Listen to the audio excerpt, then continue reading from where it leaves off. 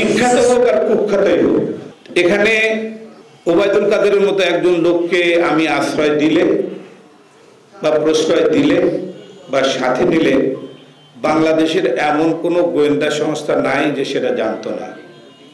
এমন কোনো গোয়েন্দা সংস্থা নেই সেটা জানতো না, প্রথম কথা। দ্বিতীয় কথা, এখানে যাদেরকে আমার সাথে অন্তর্ভুক্ত করেছেন আমি খুশি হয়েছি, আমি কষ্ট পাইনি। কেন খুশি হয়েছি? বিএনপির মহাসচিবের কথা বলেছেন,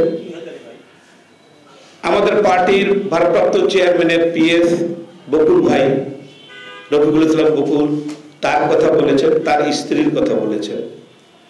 এবং আপনারা সাংবাদিক ভাইরা হয়তো দুই একজন জানতে পারেন যে খুদা বক্স নামে এক ভদ্রলোকের কথা বলেছেন, যিনি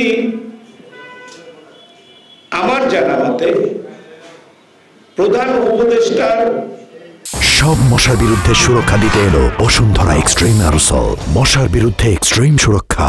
অলিখিত স্বরাষ্ট্র উপদেষ্টা খোদা বক্স সাবেক আইজিপি, রাইট, তার কথা বলেছেন। তা এই লোকগুলোর সাথে আমাকে সম্পৃক্ত করেছেন, এই জন্য আমাকে ভালো লাগছে। এখন আমি ওবায়দুল কাদেরকে ভাগিয়ে দিলাম, বিপ্লব সরকারকে, যে রংপুরের এসপি ছিল, দীর্ঘদিন বিএনপিকে নির্যাতন করেছে, তাকে ভাগিয়ে দিলাম। রংপুরের গোয়েন্দা সংস্থা এনএসআই, ডিজিএফআই, সিটিএসবি, ডিএসবি, আরো দু একটা সংস্থা আছে, তারা জানলো না। এটা অত্যন্ত দুঃখজনক।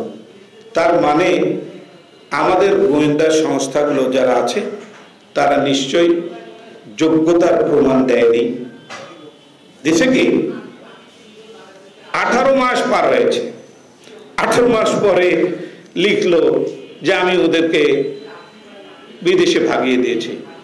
এই লেখাটা যদি আরো আগে লিখতো তাহলে আমার মনে হয় ভালো হতো তাদের জন্য।